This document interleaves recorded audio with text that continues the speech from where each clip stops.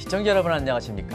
현 정부의 국정운영 목표인 혁신성장 기여에 맞춰서 한국경제TV가 야심차게 준비한 혁신성장 코리아 진행을 맡은 한상추입니다.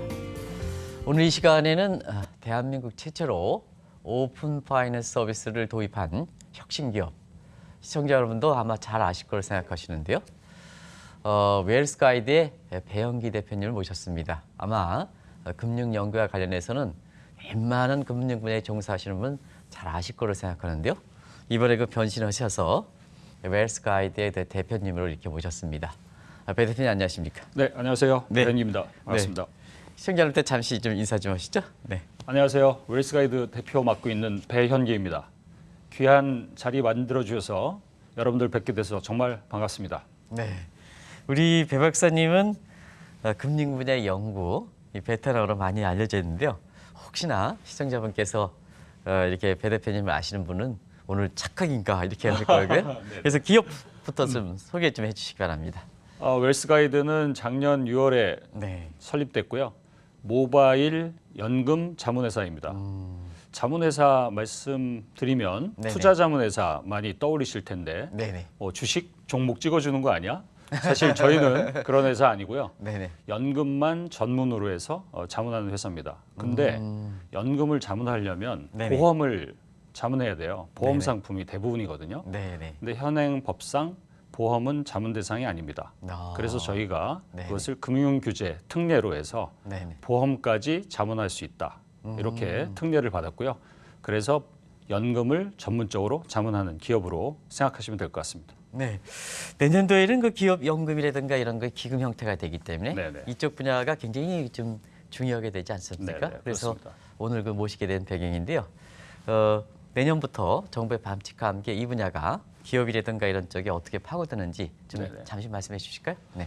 사실 지금 그 대기업의 경우에는 네네. DB 형태로 해서 기업이 지급을 책임지는 방식이거든요. 네. 그러니까 근로자 입장에서는 사실 기업이 괜찮으면 안심하고 갈 수 있는데 일반 이제 중소기업들, 소형 기업들의 경우에는 이게 제대로 관리되지 않는 측면이 있고 네네. 그리고 기업이 또 안정성이 좀 떨어진 측면이 있기 때문에 네네. 이거를 모아서 관리할 필요가 있습니다.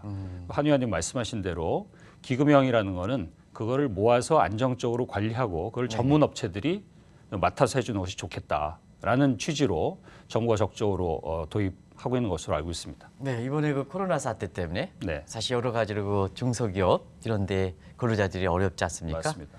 네, 안정적으로 이렇게 연금이 이렇게 맡겨놨는데 경우에 따라서 그게 안 나오니까 네네. 정부에서 그런 그 긴박성을 인정해서 이렇게 정책 개편을 하는 게 아닌가 하는 이런 생각이 드는데요. 근데 이 회사가 나올 때 항상 혁신금융이다 네네. 이렇게 나오는데요. 네. 혁신금융 왜 이렇게 웰스가이드와 어떤 쪽에서 혁신금융인지 좀 잠시 말씀해 주시기 바랍니다. 그 현재 우리나라의 금융 규제 체계가 네네. 포지티브 시스템이에요. 네, 그러니까 법에 열거돼 있는 것만 할 수 있는 거죠. 근데 시장은 빠르게 변하고 수요도 빠르게 변하지 않습니까? 네, 그렇습니다. 그러면 새로운 것이 등장하면 그것이 입법하게 되기 전까지는 서비스를 할 수가 없는 거예요. 네네. 그러니까 금융혁신지원특별법에 따라서 금융규제 특례, 금융규제 샌드박스가 네네. 도입이 됐고 그것에 따라서 혁신성을 인정받는 그런 기업에 한해서는 기존 법으로 안 되지만 한시적으로 2년 최대 4년까지 네. 그 서비스를 출시하고 운영할 수 있다. 그리고 어느 정도 보안성 그다음에 고객 편의성이 검증이 되면 네. 그거를 기존 법규에 반영하겠다. 이런 취지로 해서 하고 있고요. 네. 그래서 그렇게 지정된 서비스를 혁신금융 서비스라고 칭하고 있습니다. 네. 아무래도 이 연금이라는 것은 우리나라의 그것이 개인연금 어떤 사적연금이라든가 공적연금이라든가 퇴직연금에서 아마 시청자 여러분도 네네. 익숙해서 생각하는데요. 가장 중요한 게 신뢰가 떨어지는 문제. 맞습니다. 이게 가장 있지 않습니까? 네네네. 근데 웰스가이드의 모기업은 네. 한국에서 이렇게 보면 가장 이렇게 금융 관련된 정보 서비스라든가 이렇게 데이터가 잘 갖춰져 있고 또 이 배 박사님 같은 이쪽 분야 아주 워낙 전문가시고 그래서 여러 가지로 지금 그 시청자분이 연구할 때 또 이렇게 금융사에 맡기면 이렇게 사실 그 고객을 위한다는 이렇게 핑계를 해서 이렇게 회사의 이익을 중시하다 보니까 네. 그런 쪽에 많이 지금은 느끼는 상황이거든요. 그렇습니다. 그래서 세 가지 맹점을 이렇게 극복한다는 창문에서 보면 웰스 가이드에 대해서 굉장히 신뢰가 높은데요. 이쪽 분야를 좀 말씀해 주시기 바랍니다. 그 말씀하신 바와 같이 그 연금의 중요성에 비해서 연금에 대한 신뢰는 매우 낮은 거거든요. 네네. 그래서 자기가 실제로 연금을 맡기고 나서 사람들이 일차적으로 놀라는 것은 무엇이냐면 내가 한 뭐 3년, 4년, 5년 이렇게 연금을 내고 있는데 막상 웹사이트에 가서 또는 감독원 사이트에 가서 확인을 해보면 자기 연금이 마이너스인 거예요. 무슨 얘기냐면 적립한 거에 비해서 낸 네네. 돈에 비해서 현재 평가액이 미달하는 거죠. 네네. 그러면 이게 왜 그럴까? 원인이 뭘까 궁금한 것이고 주가가 많이 올라갔더라고요. 그렇죠. 네네네. 시장은 많이 올랐다고 그러는데 내 네. 연금은 마이너스인 거예요. 그게 왜 그럴까? 저희는 사실 그런 문제 그리고 네네. 그런 불만에서 시작된 겁니다. 아. 그리고 이것을 어떻게 하면 개선해 줄 수 있을까? 그리고 무엇보다도 말씀하신 대로 금융회사들이 제대로 선관 의무를 다하면서 제대로 운용해야 되겠죠. 그리고 네네. 자기 이익보다 고객의 이익을 우선하는 그러한 입장, 그러한 정책, 그러한 상품이 가장 저는 중요하다고 생각합니다. 네네. 제가 주목한 것은 생각보다 고비용 상품이 많다. 그리고 운용이 생각보다 제대로 되고 있지 않다. 네. 요즘과 같은 저금리 시대, 초저금리 시대에는 사실 물가 상승률보다도 낮은 금리이지 않습니까? 네네. 거기다 또 관리 비용까지 차지를 해요. 그럼 고객 입장에서 그게 사실 상당한 불만인 것이죠. 저희는 네. 그 문제를 개선해야겠다, 해결하겠다 그런 문제의식에서 시작한 겁니다. 네. 어떻게 벌써부터 이렇게 구체적 내용을 이렇게 알아보기 전에 네. 어떻게 운영해야 되는지, 네네. 어떻게 이용해야 되는지 아마 네. 시청자분이 제가 모르긴 몰라도 굉장히 궁금해하실 거로 생각하는데요. 그러면 그런 걸 어떻게 운영을 네네. 어떻게 이용을 해야 되는지 그 점 좀 대표님 말씀해 주시기 바랍니다. 저희는 말씀드린 대로 그 비대면이거든요. 네네.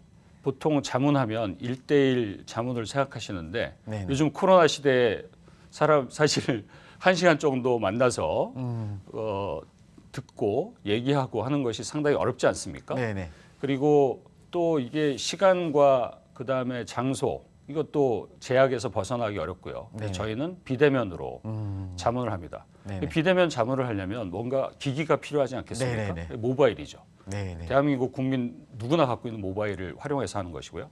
그러면 이제 이 데이터를 불러 모아서 저희가 그걸 이제 진단을 하죠. 마이너스가 있네. 그리고 이거는 왜 이렇게 가입하셨을까? 이런 부분을 저희가 뜯어다 보고 네. 그다음에 분석을 하죠. 그리고 제안을 합니다. 네네. 현재 연금이 이렇게 돼 있는데 저희 의견대로 이렇게 고치시면 연금이 훨씬 더 좋아집니다. 성과가. 그러면 반신반의하실 거 아니겠어요? 네네. 도대체 원인이 뭐지? 그러면은 그 원인에 대해서 저희가 이제 알려드립니다.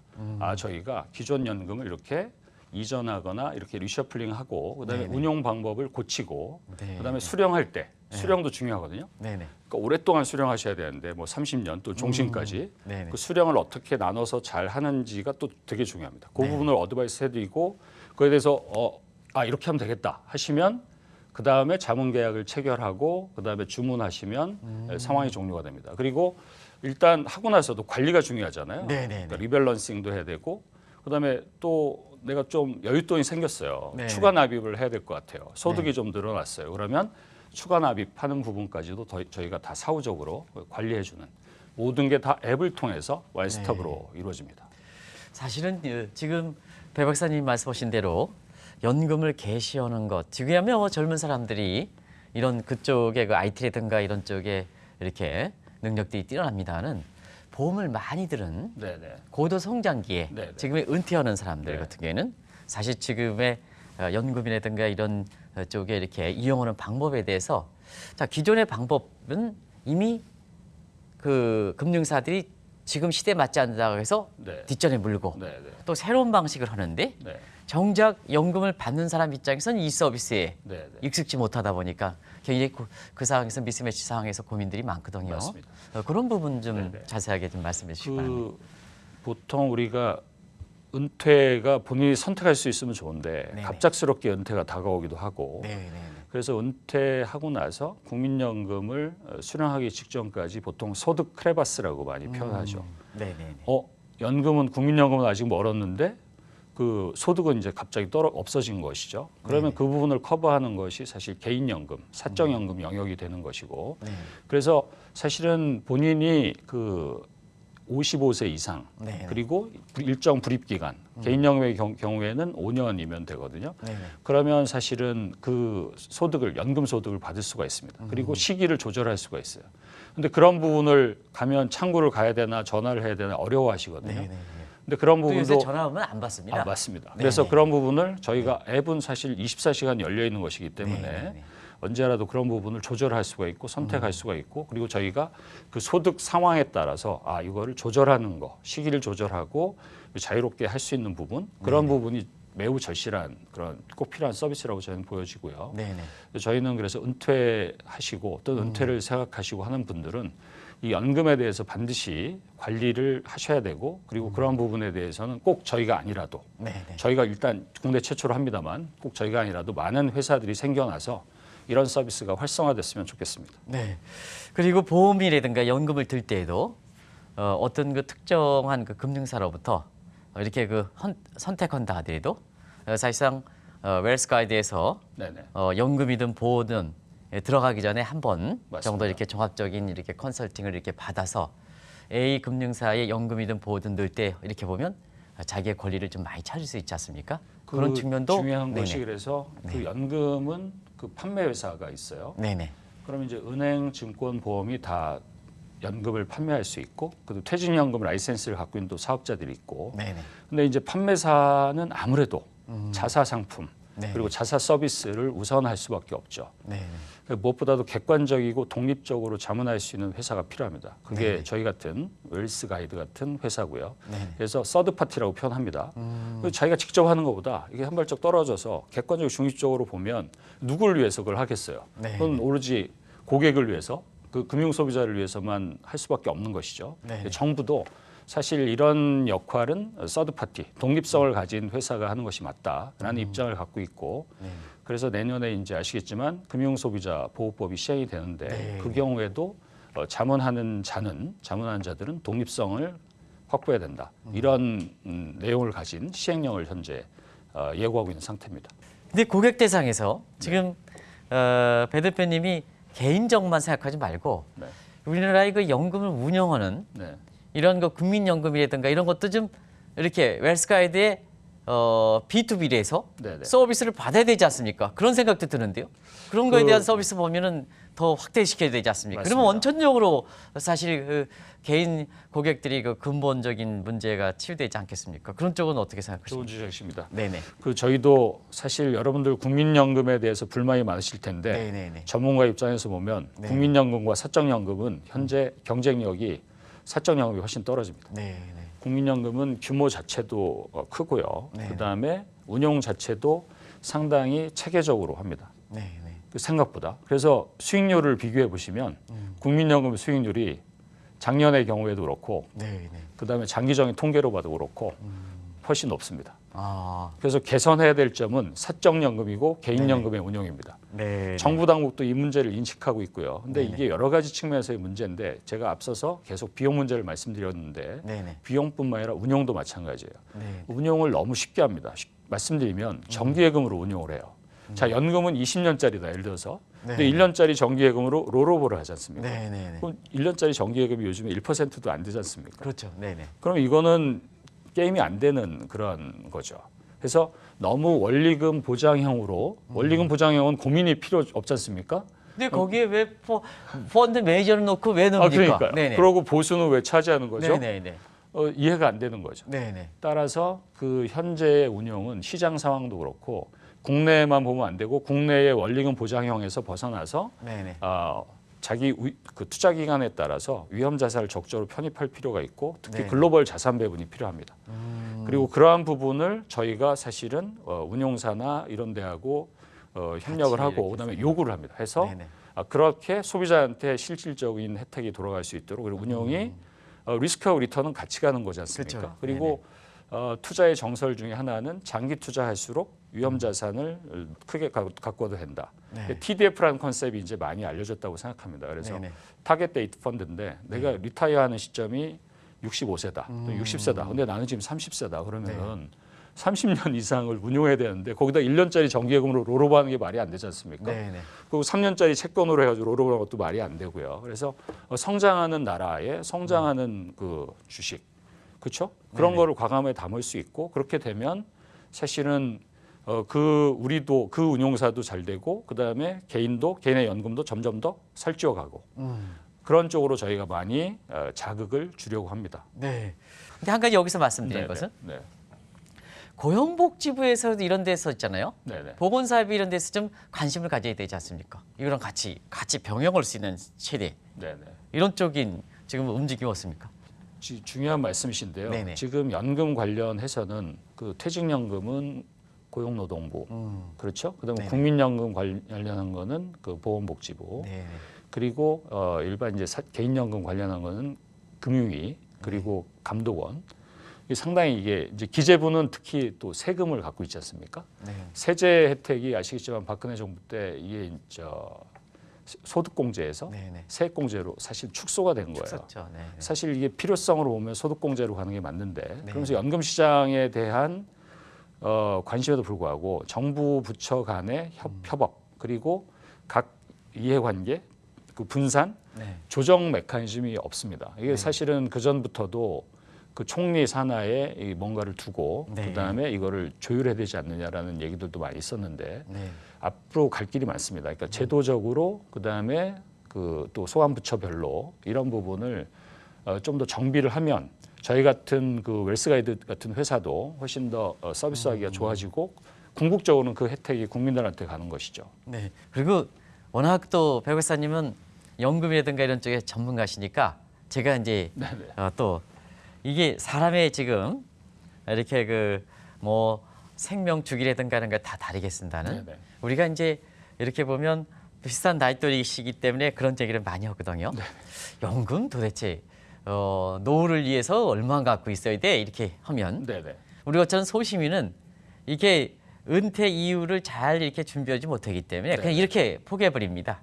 아이고 이렇게 해서 사실 덜 먹으면 돼. 네네. 예. 근데 또 이렇게 해서 저보다 월등히 준비를 많이 한 사람들은 네네. 욕심들이 많아가지고 네네네. 예를 들어서 더 많이 해야 돼. 네. 그게 임계점이 있더라고요. 네네. 그래서 저는 좀 밑에 쪽에 좀 안일을 하고 있는데요. 네. 근데 저보다 뭐 몇 배씩 이렇게 준비하고 있다는 사람은 더 해야 된다. 네네. 이러는데 그 가이드 좀 제시해 주시기 바랍니다. 그 사실 절대적인 기준은 없고 네네. 상대적으로 생각할 수밖에 없는데 네네. 일을 하고 있을 때 자기가 이제 그 근로를 하고 있으면 근로소득이 발생하니까 그리고 다른 소득도 있긴 합니다만 근로소득만 있다고 가정했을 때 그 사람들이 보통 자기 버는 만큼 쓰죠. 그리고 저축액 그것이 저축이 이제 집을 마련하겠다, 자녀 교육을 시키겠다, 노후를 준비하겠다고 하는데 그럼 도대체 노후를 위해서는 얼마큼이 중요하냐 하나의 가이드라인이 있어요. 그건 네네. 뭐냐면 현재 소득, 그러니까 은퇴하기 전에 버는 소득이 있고 은퇴하고 나서 필요한 소득이 있는데 은퇴하기 전에 최소한 50%는 돼야 된다라고 합니다. 절반 정도는. 그래서 50에서 60%를 가이드라인으로 내세우고 네네. 선진국들의 경우에는 그 60% 선 네네. 그거를 갈 수 있기 위해서 상당히 노력을 합니다. 제도적으로 그리고 여러 가지 그 실제로 금융교육의 네네. 형태로도 하고요. 네네. 앞서 말씀드린 대로 국민연금이 그 기존에 본인이 일할 때 버는 소득을 대체하는 비율이 실질 대체율인데 한 네네. 25%밖에 안 돼요. 네네. 그러니까 어떻게 돼요? 나머지 25% 정도는 또는 그 이상은 사적인 부분에서 개인연금이라든지 아니면 네네. 기타 주택도 그중에 하나입니다. 네네. 우리 국민들이 그래서 그런 것들을 활용할 수 있는 거를 적극적으로 해야 되고요.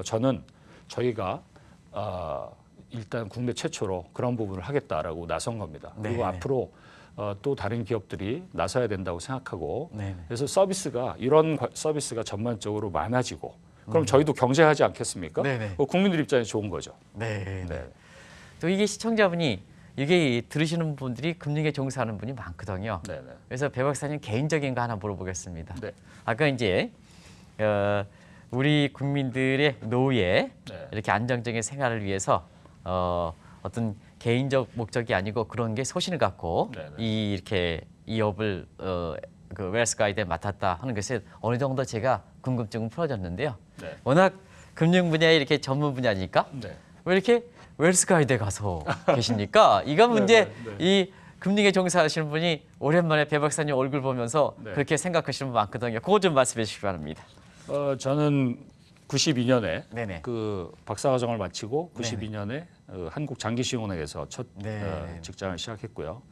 그다음에 금융위기 터지고 나서 그 기획예산처에서 정부 개혁 업무를 담당했었고 네네. 그 이후에 이제 FM 가이드, 그다음에 증권사 애널리스트도 하고, 그다음에 하나금융그룹에서 17년 동안 전략, 그다음에 네네. 리서치, 그다음에 주로 M&A를 많이 네, 했습니다. 하나급에서 많이 네네. 이렇게 알리셨죠. 근데 제가 이제 금융업계에서 그 쭉 있으면서 두 가지 이벤트에 대해서 저는 충격을 받았는데, 첫 번째는 이제 97년 아시겠죠, 위원님도 네네. 뭐 잘 아시겠지만 외환위기, 네네. 그때 엄청 큰 쇼크였고, 2008년 이제 글로벌 금융위기 때, 그때 이제 월가를 점령하라, 아큐파이 월스트리트 운동이 일어났지 않습니까? 네네네. 금융산업이 도대체 뭐냐, 금융인이 도대체 뭐냐, 그래서 다시 한번 생각하게 된 거죠. 네네. 사실 금융하면 일반 국민들이 쟤들은 상당히 돈도 많이 벌고 그다음에 탐욕도 있고 네네. 이렇게 이제 비춰지지 않습니까? 네네. 그리고 그런 부분에 대해서 저는 안에 있을 때 상당히 그게 아닌데라고 생각했는데, 바깥에서 나오니까 그런 측면에 어느 정도 일리가 있는 거예요. 그러니까 네네. 무엇이냐면 그 글로벌 금융위기 터지고 나서 그 골드만삭스라든지 네네네. 여러 그 글로벌 금융그룹에 종사하는 사람들이 반성문을 썼어요. 그 반성문을 쓴 게 뭐냐면 기본이에요. 우리가 고객을 생각하지 않았다. 우리만 생각했다. 우리의 이익만을 생각했다. 그런 부분 저는 철저히 반성해야 된다고 생각합니다. 금융을 위한 금융은 저는 없다고 생각하고요. 네네. 금융은 고객과 사회를 위한 금융이어야 된다고 생각합니다. 그래서 저희 회사의 미션은 Finance for Good Society입니다. 아. 좋은 사회를 위한 금융. 이게 사실은 로버트 실러의 네네. Finance and Good Society에서 제가 영감 받은 것인데, 아주 지금 사회에 아주 절실한 것 같습니다. 맞습니다. 네네. 그래서 저는 금융을 위한 금융이 되어서는 안 되고 고객을 위한 금융이 되어야 되고, 네네. 그래서 공급자 마인드를 버려야 된다. 근데 그렇게 하려면 금융회사한테 자극을 주려면 그 서드 파티, 독립적이고 객관적인 자문과 어드바이스를 할 수 있는 회사들이 네네. 많아져야 됩니다. 네. 그리고 저도 사실은 약간 그런 종류의 어드바이스, 그런 종류의 글, 그런 종류의 얘기를 많이 했는데, 이게 제 결론은 뭐냐면 직접 해야 되겠다. 이렇게 직접 내가 그만큼 한계가 있었습니다. 네, 네네. 그렇습니다. 네. 뭐라고 이야기하고 직접 행동하지 않으면서 말로만 하는 것보다는 직접 해야 되겠다. 그리고 저는 이제 세대가 사실 베이비 부머 세대의 끝자락이고 X세대의 앞쪽인데, 이 세대가 갖고 있는 문제, 노후 빈곤 문제를 포함해서 그 문제를 글로써 이렇게 쓰는 것보다는 직접 서비스, 직접 행동하고 비즈니스 하면서 만들어 보자라는 네네. 취지였습니다. 네. 자주 나오시기 바랍니다. 감사합니다. 네네. 각종 매체를 통해서. 네네. 지금 배 박사님이 금융을 위한 금융보다 고객을 위한 금융이다.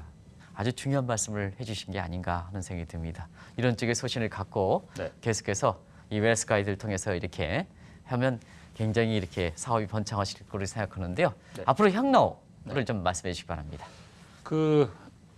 일단 웰스 가이드는 네네. 대한민국 노후 빈곤 문제를 해결하는 거기에 앞장서는 기업, 그게 제 목표고, 거기에 네네. 이제 주택연금, 네네. 주택유동화까지 포함해서고요. 네. 그래서 그리고 앞서 말씀드린 대로 기존의 금융회사를 바꾸려면, 또 바뀌려면 저희 같은 서드 파티가 필요합니다. 네. 독립적이고 객관적으로 자문할 수 있는 회사. 그래서 저희는 이러한 은퇴 전문성을 기반으로 해서 국내에서 신뢰를 쌓고, 그리고 이거를 아시아로까지 나가는, 그래서 제대로 된 금융 자문 회사, 국내 1위, 아시아 1위 네네. 만들고 싶고요. 그 1위 자체가 목표가 아니라 중요한 거는 우리 사회가 또 우리 특정 세대나 이렇게 안고 있는 금융 문제를 해결해 주는 기업, 그런 기업이 되고 싶고요. 그걸 위해서도 필요한 자본이라든지, 그리고 상장이라든지 앞으로의 이제 매출, 이런 부분에 있어서 하여간 소기의 성과를 거두기 위해서 최선을 다하려고 합니다. 네. 시청자 여러분, 이 방송은 제가 마무리 발언을 하지 않겠습니다. 워낙 이쪽 분야의 전문가시고 이렇게 그러시기 때문에 이 방송을 다시 한번 보실 것을 권하면서 제가 다음에 뵙도록 하겠습니다. 그리고 이 문제와 관련해서 아주 세부적 문제가 궁금한 사항이 많으실 겁니다. 그러면 그때 가서 배 박사님을 다시 한번 모시고 시청자분과 궁금증을 풀어가는 시간을 마련하도록 하겠습니다. 감사합니다.